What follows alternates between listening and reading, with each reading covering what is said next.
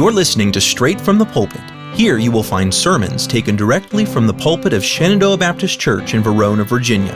We preach Christ, study the Word of God, and help the Christian grow spiritually by applying God's Word to their lives. For more information or to read the pastor's blog, go to sbcverona.com. That is sbcverona.com.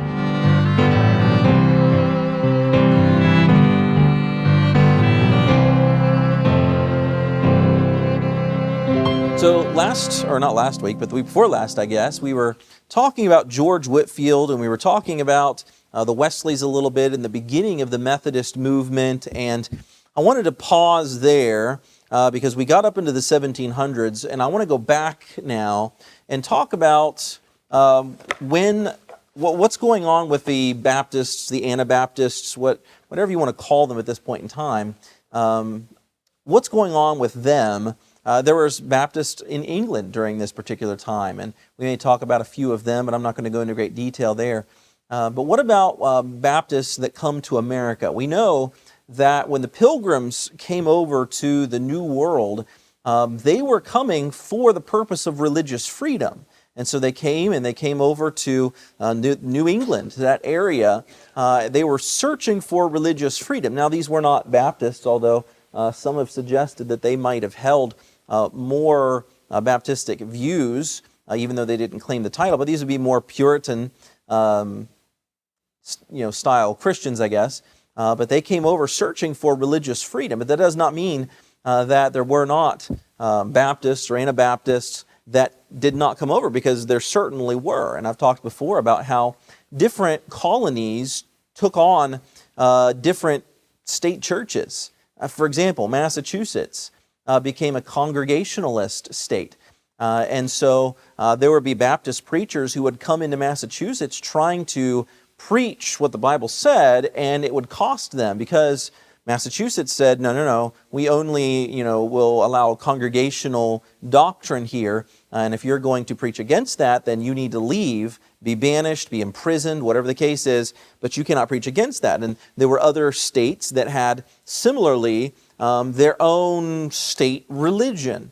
They were escaping state religion. They were escaping the Church of England, or they were escaping what was going on in Switzerland as the clamp was coming down upon them. They were escaping Germany with the Lutherans, clamping down upon them. And they were escaping state churches to have religious freedom. They came over here and said, okay, we're going to found our city here, and it is going to be based upon Puritan ideology, or it's going to be based upon Congregationalist ideology, or based upon any number of different ones.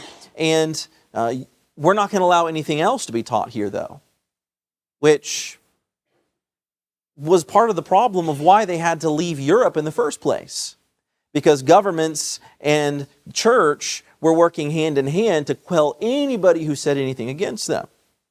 So what about Baptists, though, in America? When did they come? There was a history book called A History of the Baptists in Maine, and the author Millet says this: there is no certainty that any of the Pilgrim Fathers were Baptists. However, it's also obvious that their influence was there. It's not unlikely that some of the Pilgrims who identified themselves as separatists, and remember that the dissident and separatists, those were English names that were given to folks who disagreed with the Church of England. They were called dissidents or separatists. They couldn't stay in the church, so they couldn't stay in Great Britain because they would be persecuted unless they kept silent. So if they wanted to continue to preach, then they had to leave England or be jailed. Some of them held Anabaptist beliefs, probably. There's a name you probably are familiar with, Cotton Mather. Cotton Mather was a Congregationalist. Of course, this was the state church of Massachusetts at the time. He was in Massachusetts. Excuse me. He said this: that many of the first settlers of Massachusetts were Baptists, and that they were as holy and faithful and heavenly people as any, perhaps, in the world. Now, some would say that the first Baptist church in America was started by Roger Williams in Rhode Island. That would be, some would say that. We'll talk a little bit more about that. But let's talk about Roger Williams. There's a name that I briefly mentioned before, but you will hear quite often in connection with Baptists in America. He came to New England in 1631. He arrives in Boston. At that point, he was a nonconformist, or he was a Puritan when he arrived in America. In England, he met a man named Sam Howe, and he was mentored by this man. Sam Howe was a Baptist minister in London, but once he came to New England, he co-pastored a Congregational church in Salem, Massachusetts. But he had some doctrinal differences there with that church in Salem, Massachusetts, and was relieved of his position as co-pastor. But apparently he had some Anabaptist beliefs. Primarily, he had a difference with the idea of religious freedom. Again, in Massachusetts, Congregationalism was the state church. There wasn't actually religious freedom. Freedom of religion means you can worship God in whatever way you want to.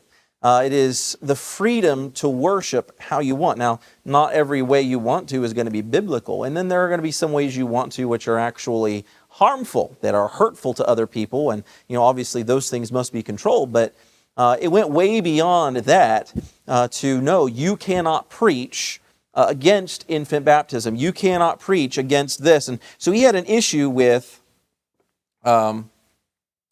religious freedom, with communion as it was supposed to be done. He also held that the government could not give citizen title to any land unless it was first purchased from the Indians. And this was one thing that the Baptists, held on to. Like, we're not going to go in and just take land from the Indians and claim it as our own and then resell it to other people. And then all of a sudden somebody purchases the land, moves in, puts up stakes, and the Indians are like, wait, what? You can't just come in and take our land and claim it as your own. And so one of the things that Rhode Island, one of the things the Baptists did, one of the things that Roger Williams was influential in was pushing forward the cause that you purchase the land from the Indians. That, of course, brought its own problems because the Indians, in many cases, did not understand the value of the land they had and would be willing to accept small payment for large tracts of land, not understanding its value. Of course, I'm sure just like that happens today, that also must have happened in the past as well.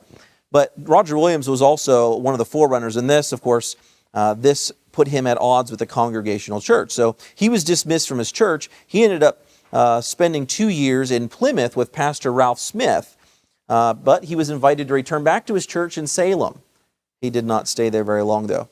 He was eventually driven out of the Massachusetts Bay Colony in the middle of winter because the magistrates of the town were angry with him because he had printed a treatise, he had printed an essay on his strongly held beliefs and religious principles, and that put him at odds with not just the church, but the government, which again tied hand in hand at that particular time. So he's banished from the Massachusetts Bay Colony. He goes and he lives among the Narragansett Indians in 1833, and it is while he's there, he makes his way to Providence, Rhode Island. Now he's outside of Massachusetts. He goes to Providence, Rhode Island, and he forms a small society there of 10 to 12 people that followed him from that church in Salem. They moved with him because they agreed with him biblically, came with him, and according to Cotton Mather, which you may or may not disagree with, I disagree with him in several areas, but he said that church came to nothing. Apparently, Roger Williams was not that great at organization when it came to organizing a church, but he also had some other things that were going on as there, which I'll come to. But apparently the church did not come to anything, and I'm going to tell you why it did not come to anything at that particular time. So at 1639, Williams, realizing that sprinkle baptism or the baptism that the Mennonites were using at that time, which was a pouring baptism where they would just pour water over you, were not legitimate New Testament baptism. So he was baptized by a man named Ezekiel Holyman, who was a layman there, and they baptized him, Roger Williams, and then Williams proceeded to baptize Holyman, and then about 10 others there to try to restore New Testament baptism as it was supposed to be for that little group. However, a few months later, he began to doubt whether or not that was legitimate baptism. Why would he doubt that baptism by immersion was legitimate baptism? Because he believed that it could only be done by an apostle. And eventually he becomes what's known as a seeker. A seeker is somebody who does not believe that there are any true churches at that time, and so they are seeking for a true church. A true church is one that is organized under the authority of an apostle. This title of apostle is not one that is given anymore. Now, you'll find lots of people out there claiming the title of apostle. All you got to do is, get on YouTube and you'll find tons of people claiming to be apostle this or apostle that. And they have to very carefully, take their lineage. I got my apostleship from this apostle so-and-so, and they got their apostleship from this apostle so-and-so. And there are many even Baptist churches today which have a similar mindset concerning baptism, that you can only be baptized by somebody who was baptized by somebody who was baptized by somebody of a very proper and specific succession. So he began to doubt his baptism. It really threw him off, and he left, to a certain extent, that group of believers. Now, following him comes a gentleman by the name of Thomas Olney. He reorganized that group of believers the very same year, and they met in private homes for the next 60 years.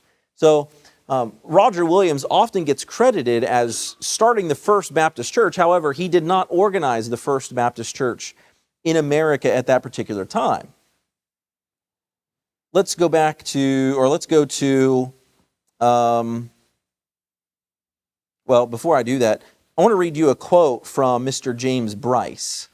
Mr. James Bryce was an ambassador to the United States from Great Britain, and he wrote this concerning Roger Williams. Now, Roger Williams, I don't intend to necessarily tear him down in any way. Listen to what James Bryce, an ambassador from Great Britain, said about him. Roger Williams was the founder of Rhode Island in a clearer and ampler sense than any other single man, scarcely excepting William Penn, was the founder of any other American colony. For he gave it a set of principles. This is concerning Roger Williams. He gave Rhode Island a set of principles which, so far as the New World was concerned, was peculiarly his own. He and his community deserve to be honored by those who hold that one of the chief services which the United States has rendered to the world consists in the example set thereof. In case I lost you so far in what I've said, the next phrase is the most important. What is he applauding him for? The complete disjunction of religious worship and belief from the machinery of civil government. So he was praising I keep getting his name wrong. Roger Williams, there we go. He is praising Roger Williams in the founding of the Rhode Island colony for completely separating church and state in the way it is meant to be separated. Today the idea of separation of church and state often gets taken most of the time, gets taken the wrong way, meaning that the church should have there should be absolutely nothing about God or the Bible or anything spiritual or religious involved in state matters at all. That if you're a Christian, you have to set that side of yourself apart if you're involved in any state matters. Of course, that's not what the separation of church and state was meant to be at all. It was meant to keep the state from controlling the church in any way, from using its power, its influence, its money, its laws, from controlling the church in any way. That was the purpose of the separation of church and state.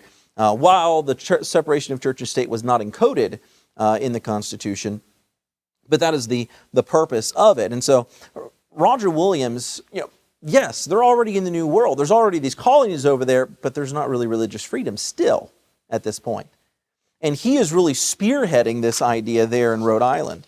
But I want to talk about a different church, the First Baptist Church of Newport, Rhode Island. The First Baptist Church of Newport, Rhode Island. The founder of this church was a man by the name of John Clark. He was born in England in 1609. He was baptized and ordained at a Baptist church in London, England. In 1637, Clark, he was a doctor. He came to Massachusetts to preach the gospel. Again, Massachusetts, but he was a Baptist, which means he did not succeed in his preaching there in Massachusetts because he was imprisoned because he preached, quote-unquote, purer doctrines than those of the state church, which was congregational at that time, and he was violating the law. So after being imprisoned, he fled persecution and arrived in Rhode Island in 1638. Okay, timeline-wise, 1638. He begins a church, organizes a group of people there in 1638 in Rhode Island in the city of Newport.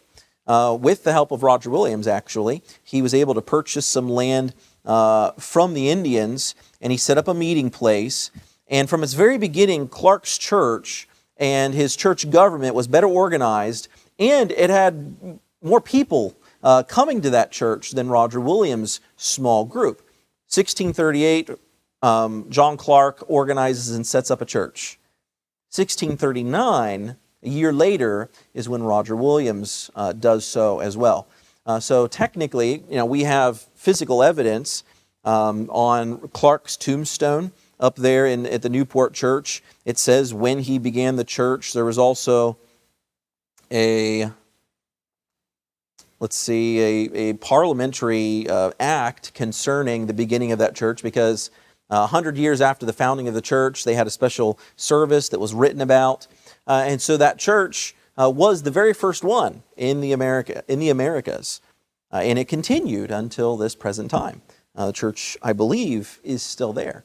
Interesting thought. I have my doubts that it is of similar beliefs as it was then, or as strong or pure as it was then, but that often has a tendency to happen, especially in New England, but it still is there, I believe. And so it seems to me then that John Clark and his First Baptist Church of Newport, Rhode Island, was the first church in the Americas. The Baptists were present in England. They were considered separatists, they were considered dissidents, but they still existed there. Many of them were chased out and from England. Remember, many of them went to Switzerland, trying to find religious freedom in Switzerland, but they didn't find it wholly, completely there. The Anabaptists still had to leave Switzerland and Great Britain and other places and made their way over to the New World, and the Baptists came to America. I want to move a little more forward in time. In 1644, the churches of Providence and the churches of Newport, both of which I've spoken of, Roger Williams Church and John Clark's Church, already been founded. The governments of both Massachusetts and Connecticut passed laws. Think about this. Okay, this is what would become the United States of America, what would become the bastion of religious freedom. Now you have Massachusetts and Connecticut passing laws. Listen to the laws they passed. This is after Rhode Island has kind of flourished and it's gotten a reputation. Listen to the laws that the states around them start to pass. It says, no persons except members of the established churches should be admitted freemen within their jurisdiction. So in Massachusetts and in Connecticut, unless you are a member of the state church, then you could not be a citizen, a free man. You could not have own land. You could not vote. Interesting.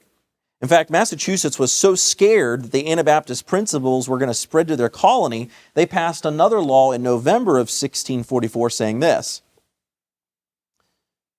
if any person or persons should, within their colony, openly condemn or oppose infant baptism, or seduce others from the approbation thereof, or should leave the meeting house purposefully at the performance of the ordinance, every such person or persons shall be sentenced to banishment. So if you said anything against infant baptism, or tried to convince somebody else to be against infant baptism, or got up and walked out of the building when they were preparing to baptize an infant, then you would be subject to banishment from the state or from the colony. You wouldn't be able to stay in Massachusetts. Think about that. Was it really the bastion of religious freedom then? No. In 1651, there were certain events that caused John Clark, along with Roger Williams, to go over to England. They wanted to get a charter that would secure the existence of Rhode Island as a colony. So they went over there, at some point, Williams came back to Rhode Island. Clark stayed in England, and then he came back in 1663 after he got a charter from Charles II.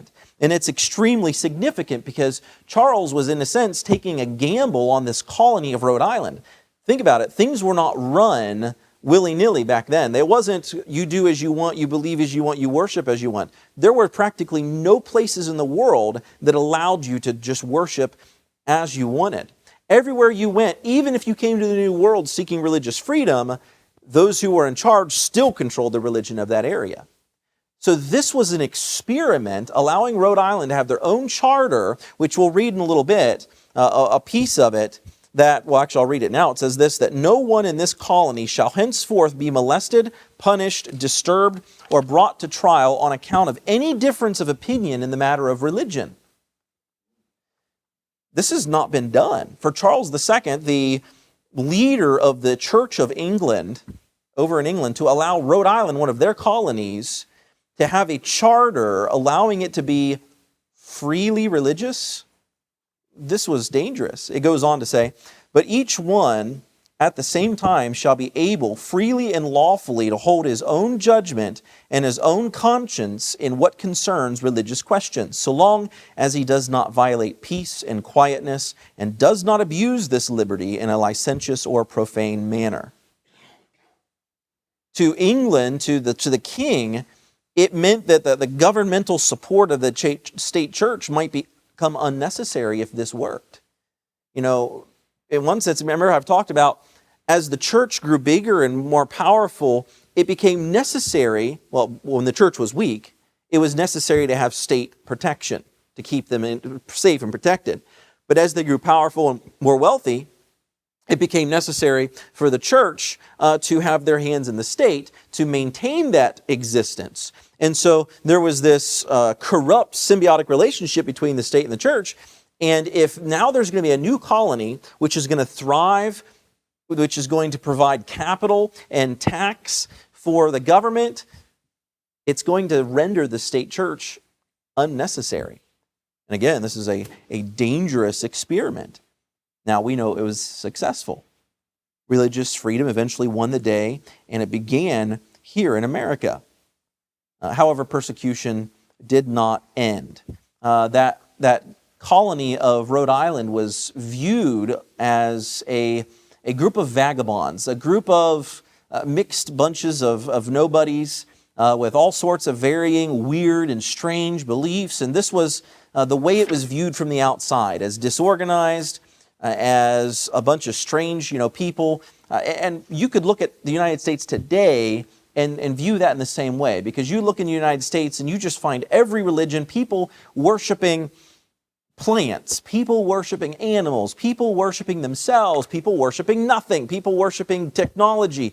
You can find people who are wholly dedicated themselves to just about anything under the sun in the United States. You find every race, you find every tongue, you find all of these things, every religion in the United States. And so you could look at the U.S. and say there's not one single identity in the United States. You can't look at the U.S. and say that we're a Christian nation. Now, we may be largely Christian, but you look at the United States and the rest of the world might say, well, they're not one specific color, and they're not one specific language, and they're not one specific religion, and you can't put an identity on America like that. That's how it's supposed to be in America, by the way. When you come to America, you're supposed to, in one way, in one sense, lose your identity. That's what a melting pot is. You put various things of various origins into the melting pot, and those things melt, and they lose their identity to become a part of the whole. If you keep your identity, you don't become a part of the whole, and there's a lot of people that are doing that thing as well, that come but don't want to be a part of the United States, don't want any part of the culture or the language or anything, but want to maintain their own set-apart culture, and they refuse to be a part of the melting pot. So there was still persecution. In 1695, Cotton Mather said this, that Rhode Island was occupied by antinomians, which is a fancy word meaning they refused to take a name. Nameless groups of religious people, antinomians, Anabaptists, Quakers, ranters, and everything but Roman Catholics and Christians. So here's this Congregationalist, leader there in Massachusetts saying, Man, they just got everything up there. A bunch of people that don't even have names for what they worship or what their religion is. They have everything there but Catholics and Christians. He says, and if any man had lost his religion, he might find it again in this general muster of opinionists. Sounds like America, right? Sounds like the American dream. You come and you can feel free to worship as you please.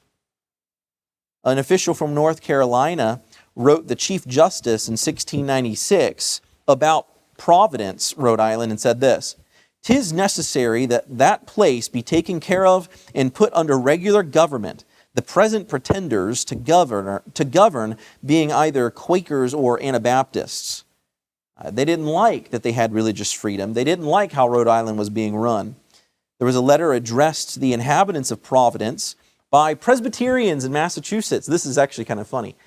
So the Presbyterians in Massachusetts, they looked over at Rhode Island and they thought, man, it's so sad, the state of religion over in Rhode Island. We need to send some missionaries over there to help correct all of these Baptist or Anabaptist problems. All of their bad doctrines, we need to send some missionaries over there to correct them. So they wrote a letter and sent it to Providence, Rhode Island in October of 1721. Basically saying, if we send some missionaries to help train you better in the Bible and its doctrines, would you receive them? This was the response that came back from the Baptists in Rhode Island to them.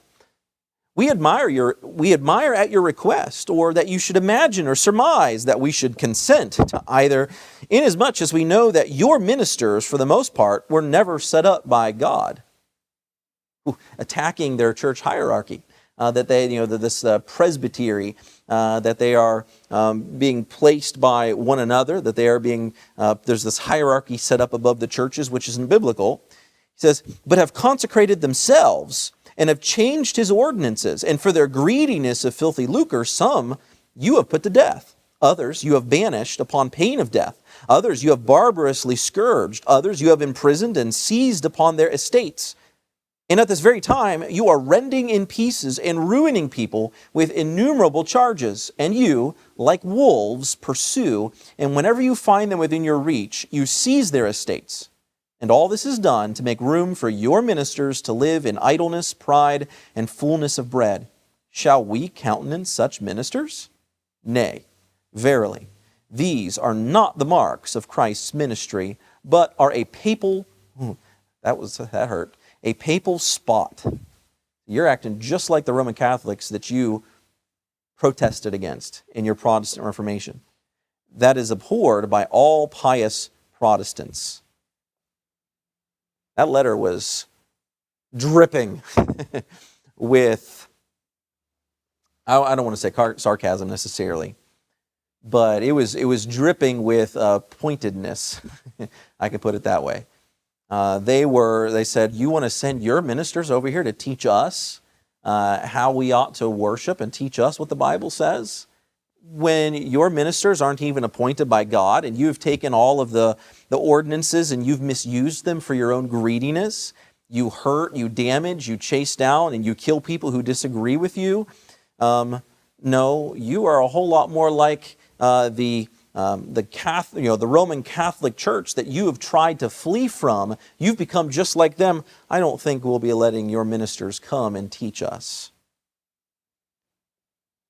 Well, in the next 70 years, there is a very marked growth in the number of Baptist churches in Rhode Island.